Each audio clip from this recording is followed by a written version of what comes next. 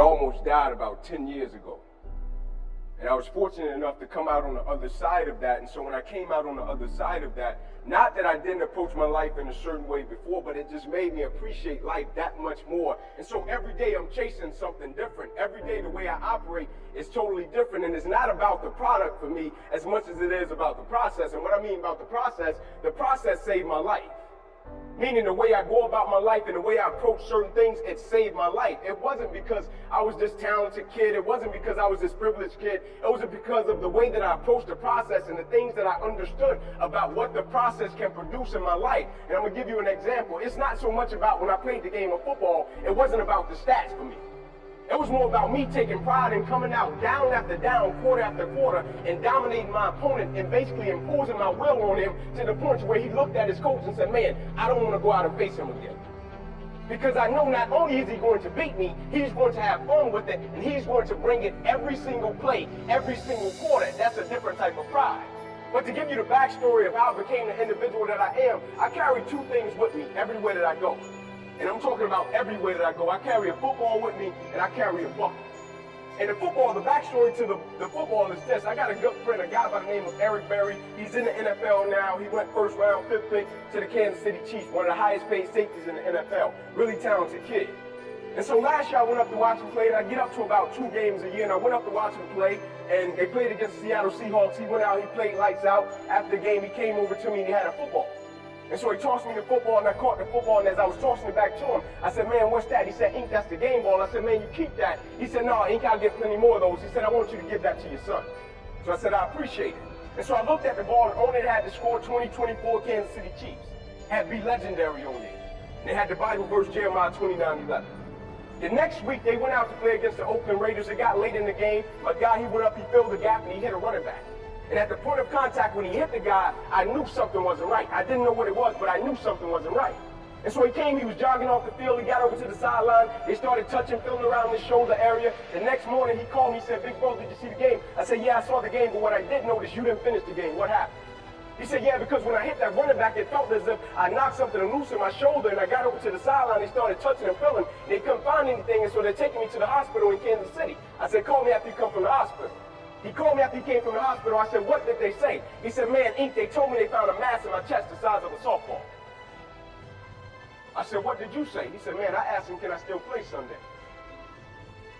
Beast, right? And he said, the doctors responded by saying, no, son, you don't get it. Like, this can be cancer. This can be serious. We got to send you down to Emory University to get some further testing done to see if this is cancer. They sent him down to Emory University, getting testing done. He got diagnosed with cancer, lymphoma. Could no longer play in the NFL, had to start going through chemo. Started losing his hair, started losing his muscle mass. But the thing that intrigued me about him, and the reason that I told people when they would say, Ink, are you worried about EB? I said, I'm not worried about him at all because I know EB the person and not EB the athlete. And so by knowing EB the person, I knew the character that he possessed. This is the same guy I watched leave chemotherapy, and he would leave chemo and go jump out on the track and run 400 meters after he left chemo. And he would be crying as he was running around the track, but the tears wasn't because he was in so much pain. The tears wasn't because he wanted to give up. The tears were because he couldn't kick it in gear like he used to. But this is the same guy when they diagnosed him cancer-free, and he went back to the NFL, he returned back to the NFL a pound heavier. What is that? And it had nothing to do with the product, but more about the process, because the thing I believe in whatever you do, who you are as a person is way more important than who you are as an athlete. When I tell you that story to tell you this, never take life for granted because sometimes life doesn't send a warning shot. And if you're not who you're supposed to be, adversity is not going to say, man, I'm going to let you gather yourself and I'm going to come back. Opposition is not going to say, man, I'm going to let you get your stuff together and I'm going to be back. Like, I didn't know my life was going to change on September the 9th. I was playing football. I was doing the thing that I love. I was 8 games away from the NFL, projected top 30 draft pick. And I went out and made a tackle and found myself in the emergency room that night fighting for my life. But my mother had nothing to worry about. They asked my mother, are you worried about your son? She said, I'm not worried about him at all because I know he's a survivor. What is that? And that leads me into why I keep this bucket with me. You know, a lot of people know I live by this thing called empty the bucket, right? And people like empty the bucket ain't got this cute slogan, empty the bucket. But they don't know the foundation or what it really is. They don't know the accountability behind it. They don't know the responsibility behind it. Every day in my house, I got 3 buckets. I got a bucket when I wake up and I look in my bedroom, it's a bucket. I got a bucket in my office, I got a bucket bucket in my weight room at my house. And what that bucket stands for me, that bucket means I have to give everything I got to everything I'm involved in, and it has nothing to do with the product, but more about my personal standard of excellence never changes. And it doesn't depend on the circumstances, it doesn't depend on a situation, and it never depends on a person. I have a personal standard of excellence for my life. I just believe I deserve to give my wife the best version of me. I just believe I deserve to give my kids the best version of me. I just believe the people that I'm of service to on this earth, I deserve to give them the best version of me. And so I take a personal level of pride in everything that I do, because I almost lost my life behind a game of football, and God placed me on this path. And so now it's not even about me. Meaning, would you do what you do if the outcome wasn't attached to what you were doing? That's why I don't even get caught up with people that do things for money. I'm not impressed with how much money you make. You know the true level of wealth? You know the true measure of wealth? Is if they took all your money, what would you be worth then? I'm going to say it again so you can catch it. This to everybody that's chasing that greenback, everybody that wants that dollar. If you got it, and they stripped you of it all, what would you still be worth? And if you don't have the things that the process creates, you won't keep it anyway. You see, my mother had me when she was 15 years old, right? Over on the east side of Atlanta, we came up in this neighborhood by the name of Kirkwood, drug dealer on every corner, gang members in the neighborhood, 2-bedroom home, 14 people, used to sleep on the floor. Got the opportunity to sleep in the bed one time out of the week. There was 6 of us in the bed, 3 at the foot, 3 at the head. And I came up with this dream pretty quick. I said, man, I want to go to the NFL, because I had 8 uncles in that house, all 8 of which are still going in and out of prison. My uncle just got sentenced to 40 years in prison a couple of weeks ago. He just got done doing 8 years in prison, got out for 2 years. The 2 years he was out, got locked up 5 more times. Cops ran in our house on a regular. And so pretty quick, I said, man, I want to go to the NFL. So I went to my big cousin tomorrow one night. I said, man, listen, I want to go to the NFL, so we got to work for this thing. So the thing we're going to do every night, we're going to be patient, going to engage in consistent action. Every night, we're going to race light pole to light pole with no shoes. So every night, we would get out in the street, race light pole to light pole. One night, a coach came down the street. He signed me and my cousins up for organized sports, right? First time being in organized sports. We get in organized sports. The thing was, after practice, everybody would leave to go home. And I always had to sit on a bench and wait on my mother, because she worked that window. And so when my mother would show up in the park, it would be about 10 o'clock, 10:30 at night. So I'm sitting there, and when my mother would pull up, she drove an old big Regal, hubcaps off the car, seats torn up, the car was all beat up. And she would pull up in the park 10:30 at night. I would jump off the bench, I would sprint over to my mother, I would say, Mom, if you don't mind, can you please sit back in your car and turn on your car lights? I have to do some extra drills, I have to go to the NFL. She would never have to work another day in your life. And I knew my mother was tired. And every night, my mother would sit back in that car, and those car lights would hit that field, and he had a 7-year-old kid doing backpedaling drills, running sprints, running laps, chasing his dream to go to the NFL. But just beyond those car lights, I could always connect with my mother's eyes, so it made me dig a little bit deeper. It made me push myself a little bit further. It made me work a little bit harder. It created a certain level of sweat equity in what I was doing. It created a certain level of pride in what I was doing. You know why people quit? People don't have pride in what they do. You know why people stop? They're selfish, and it's just about them. Or you have a bigger purpose to why you're doing what you're doing, and you want to honor the sacrifices that others have made for you. It's nothing for you to keep going when you hit adversity. And I'll never forget, one night I came off the field, I went over to my mother, I said, can you please introduce me to my father? I need to meet him. There's a certain dialogue that I need to have with him that I can't have sleeping on the floor with my cousins with roaches and rats. I need to talk to my father. Guy's name is not on my birth certificate. I need to talk to him. Can you set that up? She set it up. First encounter with the guy, shook his hand. I said, hey, man, how you doing? He said, hey, little man, I heard you can play ball. I said, I heard you can too. But here's what I need you to do for me. I said, I don't need any money. I don't need any clothes. The only thing I need you to do for me is pick me up every Friday night, work me out every Saturday morning. You can take me back home after that. Can you do that? He said, yeah, I got you. First Saturday morning, he woke me up at 4:30 in the morning. He said, little man, we're running 2 miles to this fire station, running 2 miles back home. I said, cool, let's do it. Every other Saturday morning after that, wake up 4:30, run 2 miles there, 2 miles back. One Saturday, I said, man, I'm going to beat him out. I beat him out to the line. I'm standing there. My father came dragging out of the house. He was walking really slow. And so my father came out and he walked right by me. And I looked up and he walked right by me and he looked up at me and he said, son, I said, yes, sir. He said, I want you to pull that other person outside of you today. And in my mind, I'm thinking, it's not another person out here. What are you talking about? It's 4:30. It's dark. He kept walking. He looked up again. He said, son. I said, yes, sir. He said, I want you to pull that other person outside of you today. Yes, sir. But in my mind at this point, I'm saying, man, he's trying to talk his way out of this thing. So the third time he said, son, I stepped back. I said, listen, Pops, No disrespect. You have a job. I get it. You may be tired. I said, so you can go back in the house, you can go to sleep. There's no hard feelings, but you can't stop me from running to this fire station. I'm running whether you go or not. And he said, son, the thing I'm trying to get you to understand is this, Ink. Son, there is another person inside of you, son. The thing I'm trying to get you to understand is this, Ink. No matter how hard you work, there is somebody inside of you that works even harder. Said, son, no matter how dedicated you are, there is somebody inside of you that's more dedicated. Son, no matter how committed you are, there is somebody inside of you that's more committed. But the thing I want you to understand, there will come a point in time where you will hit a piece of adversity that's a lot tougher than you, son. And every day you get up, you have to have a greater purpose for why you do what you do. And to get up and keep going and executing whatever you do, son. That is what I'm trying to get you to understand. It's a lot bigger than running to the fire station. I'm trying to get you to push yourself to a point that you have never been to before.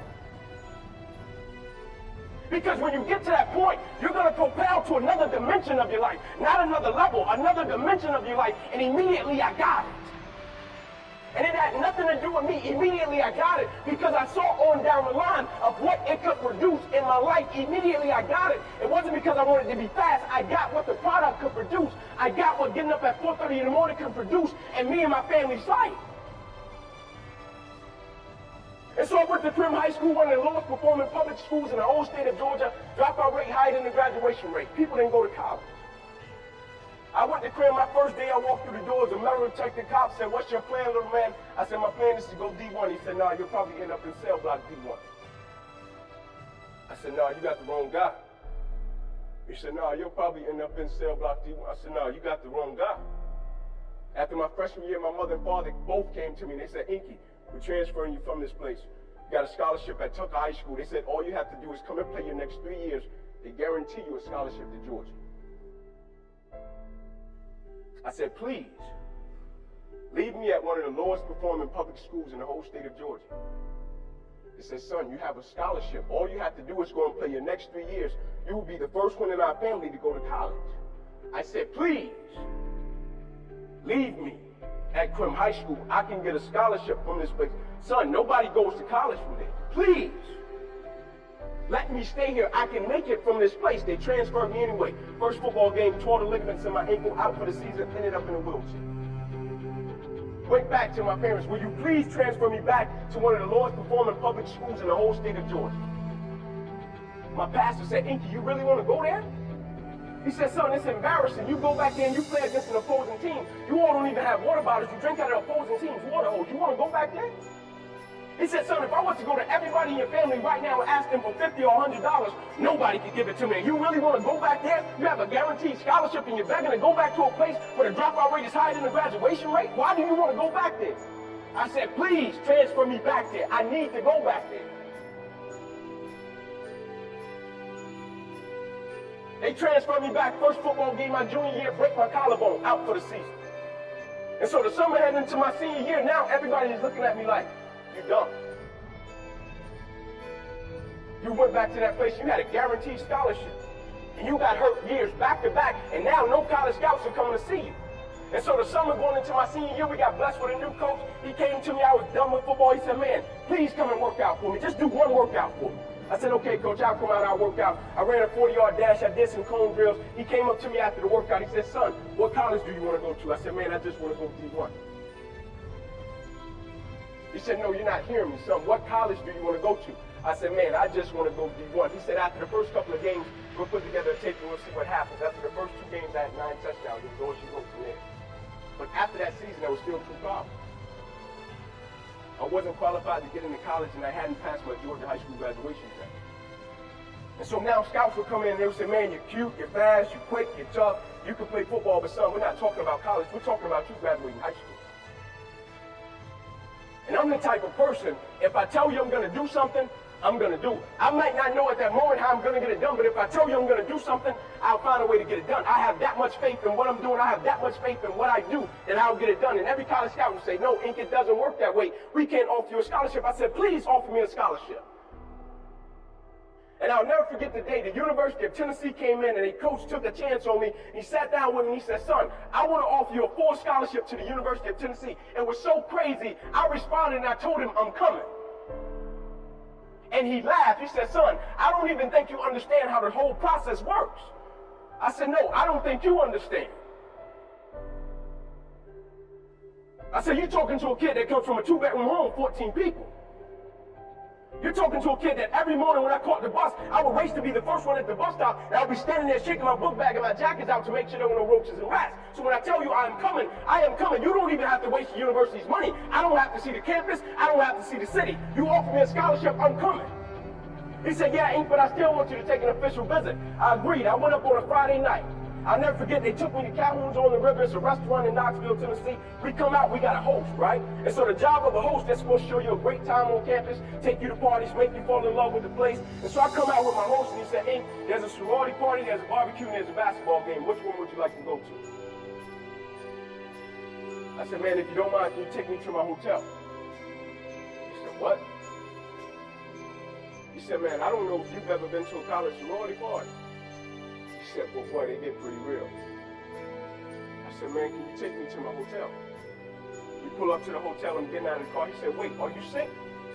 I said, no, I'm not sick. You see, what my host didn't understand, that night at the Marriott, that was my first time staying in the bed by myself. Think I cared about a sorority party? Think I cared about a barbecue or a basketball game? I went up in that room, I called my boys back in Kirkwood. I said, man, y'all ain't gonna believe this. I said, man, y'all boys gotta go to college. They said, Ink, we might consider. I said, get your own king-size bed. But the next day when I saw that coach, I thanked him, and I still do this until this day when I see him. I said, thank you, not only for changing my life, but changing a whole generation's life that you don't even know you touched. The same bike trail, I used to walk home with my wife on a bike trail. Me and my wife been at it ever since we were in the 5th grade.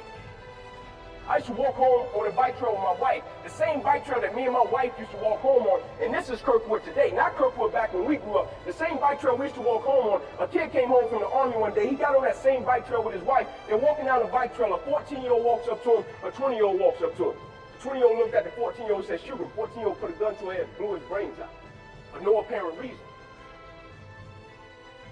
So this was the environment that I was talking about. And so when I got back to Kirkwood, I went to everybody that told me I wouldn't make it. I went to that cop in that lunchroom and I said, I told you, you had the wrong guy. So now everybody's response was, Ink, why did you fight so hard to come back to Crim High School? You had a guaranteed scholarship across town at one of the top programs. Why did you fight to come back when the dropout rate was higher than the graduation rate, son? Why did you fight to come back to this place? And I said, you guys are missing the boat. I had a chance to ride an airplane once when I was in high school. It was to an all-star football game. Now, I'll never forget, I went in the bathroom on that airplane, and as I was washing my hands, I was going to leave, and there was a sign on the wall. That sign said, as common courtesy to the person that's coming behind you, can you wipe the sink out and leave it better than you found it? Well, as common courtesy to the generation that was coming to Crim High School behind me, I was about to leave that place better than I found it. And the thing that people didn't understand, the reason I had that decision and choice to make, it wasn't about Inky Johnson. Every night I slept on that floor with those roaches and rats. I had 3 little cousins that slept on that same floor as me. And you know what happened? When I went to college, you know what all 3 of them, I was the first one in my family to go to college. You know what all 3 of my little cousins did? Man, I don't have to sell dope. I don't have to join a gang. I don't have to end up in prison. I don't have to end up dead. All 3 of them got up off the same floor, went to college and graduated, and now they serve in the Army. That is why I went back to Crim High School. Had nothing to do with me. If every decision and choice you make is just about you, at a certain point you're going to hit something that's a lot tougher than you, that's going to make you quit because you don't have a driving force for why you do what you do. But when I got up to the University of Tennessee, it was simple. It was simple for me to give everything I had. And they wrote an article about me, the first article that ever got written about me. It said, Mr. No Star has made it to the University of Tennessee. Basically saying, Mr. Nobody has made it to the University of Tennessee. How did this guy get here? I was 135 pounds, soaking wet. Coming from Crim High School, a place where the dropout rate is higher than the graduation rate. Coming from a place where people didn't go to college. Now, I'll never forget, the cats were reading the article and they were laughing and they gave it to me. They said, Ink, have you seen this? I said, no, I ain't seen it. Let me see it. And I held it up in front of him. I said, Mr. No Star, the kid that came from Crim High School. Mr. No Star, the kid that was born to his mother at 15. Mr. No Star, the kid that came from that 2-bedroom, 14 people. Mr. No Star, the kid that slept on the floor. Mr. No Star, the kid that missed meals and never made one excuse. And I took it and I folded it up and I put it in my back pocket.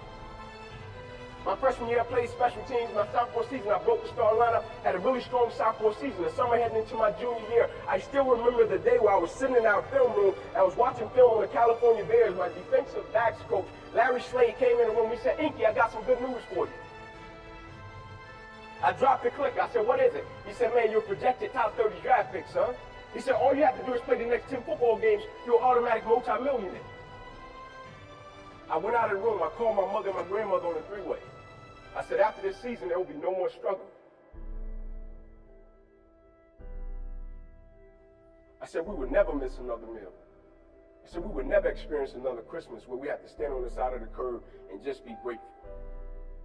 And I hung it up. First football game, I went out and played great, got an interception, shut Cal down. Second game, we were playing against Air Force, got late in the game, fourth quarter, guy dropped back, he threw the ball to a receiver coming down my sideline. Me and the guy, we went head on. As soon as I hit the guy, I felt as if every breath in my body left. Body went completely limp, fell to the ground, I blacked out. Never happened to me before. When my eyes opened, I'll never forget, my teammates ran over, they said, Ink, get up, let's go. I said, I can't. I said, I can't move. He said, what do you mean you can't move? Y'all locked down corner, man, we need you, let's go. I said, I know, man, but this time I can't move. The shock stayed in my body, and I'll never forget, as I was lying there, I flipped my head to the left, and the doctors and the trainers were running onto the field, and I flipped my head up to the sky and said, God, I said, surely nothing has happened in this moment that can alter my life. I flipped my head back over to the left, they were bringing the spine board out. They put me up on the spine board, I said, God, they have to do that, right? I said, that's precautionary measure. The doctor was rolling me off the field, we get to midfield. I said, Doc, can you lift my right arm up? Because I couldn't feel it. That stuck me with all type of needles. Inky, can you feel this? I couldn't feel a thing. He said, sure, Inky. He lifted my right arm up and I raised my left and I pumped it to the supporters. I don't like using the word fans. I think it's an arrogant term. Nobody call a person a fan. They pay to see you play, their supporters. I said, Doc, you can let my arm down. As he was letting my arm down, I'll never forget, I looked in his eyes. I said, oh yeah. I said, I'll be back. Never thinking that would be the last football game that I would ever play in my life. They rolled me to the ambulance. My father was waiting there. Had this look of concern on his face. I said, Pops, I got him, right? He said, yeah, son, but I think you got the worst part of this one, eh? They got me over to the hospital. They took me back. They ran CAT scans. They brought me back into my room. And all in a 15-second time frame, I'll never forget, I was lying in my bed and I flipped my head back and I caught eyes with my father. And he went to take a step in and he looked at me and he said, I can't do it. And he walked out. My mother, she came in, she happy-go-lucky, she smiled, she kissed me on my hand, she said a prayer in my ear, she said, Ink, everything is going to be okay. And she walked out, and as soon as she stepped outside of the room, the doctor came running in from the opposite side. He said, hey, get in there, we got to rush this guy back to the emergency surgery, he's about to die. I said, what? He said, son, you have busted up the Clavian artery in your chest, you're bleeding internally, we have to rush you back, take the main vein out of your left leg, plug it into your chest in order to save your life. When I opened my eyes from recovery, the same doctor was over me. He said, son, I have some good news and some bad news for you. I said, you got some bad news for me? I have to tell him I was about to die. I'm still alive. How bad can it get? I'm still here. He said, the good news is we saved your life. I said, thank you, sir. He said, the bad news is, Ink, you have nerve damage in your right shoulder. I said, okay, cool. He said, we got to send you up to the Mayo Clinic in Rochester, Minnesota. I said, okay, cool. He said, but son, it's a strong possibility that you probably can never play the game of football again in your life. I said, no way. I said, no disrespect to you, Doc, but I've been working for this ever since I was 7 years old. I said, no disrespect to you, Doc, but you wasn't in the park with me and my mother when I was 7 years old and she was sitting in that Buick Regal. She got done working at Wendy's. No disrespect to you, Doc, but you didn't come up in that two-bedroom home, 14 people sleeping on the floor. No disrespect to you, Doc, but you didn't miss those meals and stay focused and never made an excuse. I never cheated. I never cheated. Like, my conscience still until this day won't let me cheat. Like, I can't cheat.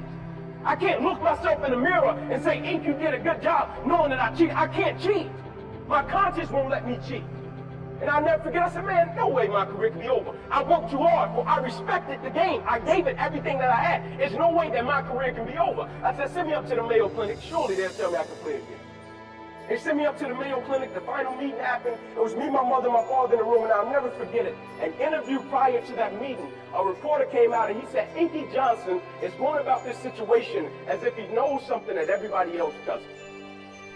And we walked into this meeting and the doctors came in and said, Ink, here's the deal. Let's get right down to it. They said, son, you have torn all the nerves in your brachial plexus. They say your brachial plexus are the nerve roots that go from your spine that controls your arm and your hand. You have torn them at all levels. They cannot be replugged. They said, son, we hate to tell you, but your arm, it will never be the same again. Your hand, it will never be the same again. Your shoulder, it will never be the same again. Son, we hate to tell you, but you can never play the game of football again. As a matter of fact, we understand prior to college, you averaged 30 points per game as a point guard. Son, you can never play the game of basketball again. As a matter of fact, we understand prior to college, you played travel league baseball your whole life, played center field and batted cleanup. Son, you can never play the game of baseball again. As a matter of fact, prior to college, son, we understood you ran track. You ran the 100, the 200, the 4x1, and the 400. Your arm would never be in a condition for you to run track again. What do you do when all your options get taken away in an instant? And then they proceeded to say, here are your surgery options, King. We can take a muscle out of the back of your left leg, plug it into your right arm, but there's a possibility that you'll be left with a weak left leg and a weak right arm the rest of your life. Or we can take a nerve out of your left arm, reroute it up to your chest, down into your right arm, but there's a possibility that you'll be left with 2 weak arms the rest of your life. Or we can take a nerve out of your left rib, reroute it up to your chest, down into your right arm, but there's a possibility that you'll be left with a breathing problem and a weak right arm the rest of your life. By the way, tell us what you want to do in the morning. I was 20 years old. And the next morning, I walked into the doctor's office. They said, son, what option did you choose? I said, no disrespect to you, doc. Cut me where you got to cut me. I know it'll come out of this situation okay. They said, cut with the cute talk. We're some of the best doctors in the world, and we're the reason that you came up here. And so you have to choose an option. So tell us what option are you choosing, and where do you want us to cut you? I said, no disrespect to you, doc. Cut me where you got to cut me. I know I will come out of this situation okay. And they proceeded to cut me 6 times down my left thigh. They cut me 1 time across my left shoulder, 1 time across my right shoulder. They cut me in my right pec and my right rib. They cut me from the bottom of my armpit all the way down to the bottom of my hand. They put over 350 staples in my body. They bandaged me from my neck down to my knees. And I still was in class that next week. When they gave me an opportunity to go home. And you know why I went to class? You know why I was able to go in that doctor's office and say, cut me where you gotta cut me. I know we'll come out of this situation okay? Because I made up in my mind before I even stepped into the doctor's office that no matter what the outcome was, I wasn't quitting, I wasn't giving up, I wasn't stopping. That's not my pedigree, that's not who I am, and so I'm not even gonna entertain it. And I think the quicker you eliminate something, the quicker that you make up in your mind you're gonna get to the outcome. It's just like the Navy SEALs. It's just like the SEALs. That's why the SEALs are so bad. They make up in their mind before the mission that they're going to complete the mission. They make up in their mind before they set out on a mission, we are going to complete the mission, meaning if it does not kill me, if I get an arm injury along the way, a leg injury along the way, a feet injury along the way, if you do not kill me, you will not stop my drive. No petty adversity will not stop me. I have to complete every mission that I set out on. One of the greatest pieces of advice that my mother gave me was this: son, whenever you start, you make sure you finish. And the problem with the world today, people get involved with things, and if they don't like a certain person, if they don't like the process, if it's not what they thought it was, they quit. And what they don't understand about quitting becomes a habit that doesn't just affect you. Later on in life, when you get a wife and you get some kids or you get a family, it's going to come back to haunt you, and it will one day affect them. That is why I tell you the process is more important than the product. It's not even about the outcome for me. It's about, can you take pride in what you do as an individual, and every night when you look in the mirror, knowing that you gave everything you had to it. And no money doesn't have to be attached to it. It's about learning to work from the inside out in life and not from the outside in. When you work from the inside out in life, you understand your why, you understand your how, and you understand your what. When you work from the outside in, you understand your what, you understand your how, and you understand your why. People that work from the inside out, Martin Luther King. Why I'm gonna do this, how I'm gonna do this, what I'm gonna do. People that work from the inside out, Apple. Change the world. People that work from the inside out, Zuckerberg. People that work from the inside out, MJ. People that work from the outside in, worrying about the outcome first, never make it, because they get to a certain point and life is going to test that will. Every time. Life is going to see how bad you want what you say you want. And so if there's never a level of commitment to it, and what commitment is, people think commitment is just saying, yes, I'll do it, because the environment is right and it's cute. People get in certain environments, man, are you going to do it? Do you feel like doing it? Do you think it's right? Yeah, man, let's do it. It's cool. Let's do it. Let's do it, man. But what commitment is staying true to what you said you were going to do long after the mood that you have set it in has left. Meaning when you don't feel like getting up in the morning, you get your butt up in the morning, you do what you said you were going to do anyway. Meaning when you don't feel like sacrificing, you get your butt up and you sacrifice anyway. Meaning when you don't feel like being dedicated to it, you stay your butt dedicated anyway, because you understand what the process will go on to produce later on in your life. It's not about the outcome. Eliminate the outcome. And we have to get to the point where we're willing to impose our will on certain things. Impose your will on it. It's just as if you were facing an opponent. Impose your will on it. Life will give in to you if it knows you're serious about whatever it is that you're trying to do. Life will give in to you. When I went back to school, I had to learn how to write all over again with my left hand. I've been right-hand dominant my whole life.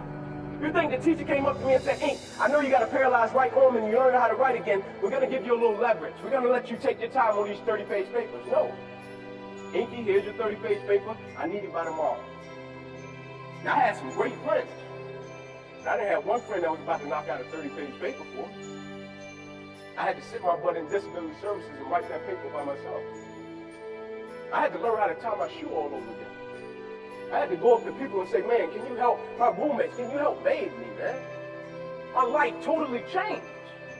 And they gave me an opportunity to stop. And most people, when you give them an opportunity to stop while they're chasing something, they take advantage of it because they feel as if, man, why did this have to happen to me? I felt as if, why not me? This is the perfect opportunity to use this to be a blessing to somebody else. And you know what? It's not even about me to be truthful. It's not even about me. Now it's about repaying the people that invested in me and saw something in me when I couldn't see it in myself. Now this is the perfect time to give them a return on their investment. That's why I went on to get my master's degree. At a certain point in life, it can't just be about you. When do we get to the point where we start honoring the sacrifices that others have made for us? When do we get to the point where we say, Mom, I really appreciate those sacrifices you made for me, so I'm not quitting as a result of it. I guarantee you I'm coming out of Michigan State with a degree. I guarantee it. And it doesn't matter the outcome. It doesn't matter what I go through. I guarantee you. I went to my mother and I told her, I will never embarrass you. I will never quit because you sat in the park with me when I was 7 years old. So it's not even about me having a paralyzed right arm. It's not even that deep. The reason I wake up and live my life the way that I do, because I understand somebody is looking at me for my passion, somebody is looking at me for my zeal, somebody is looking at me for my energy, and somebody is looking at me every day to keep going, just like somebody is depending on each of you. It's not about you, man. Blessings don't come to you, blessings flow through you. And the moment that you understand that, you will realize your existence is not just about you. It's a lot of people that paved the way for you to be in a position that you're in. Honor that. Have a certain level of pride in what you do. Take pride in what you do. If your last name is on something, you should operate a certain way. You shouldn't just do it just to do it. I don't understand how people do that. How can people get up and just go through the flow in life? How do people do that? Like, I can't do that. When I look at my son, I can't say, son, I just got up and I flowed through life today.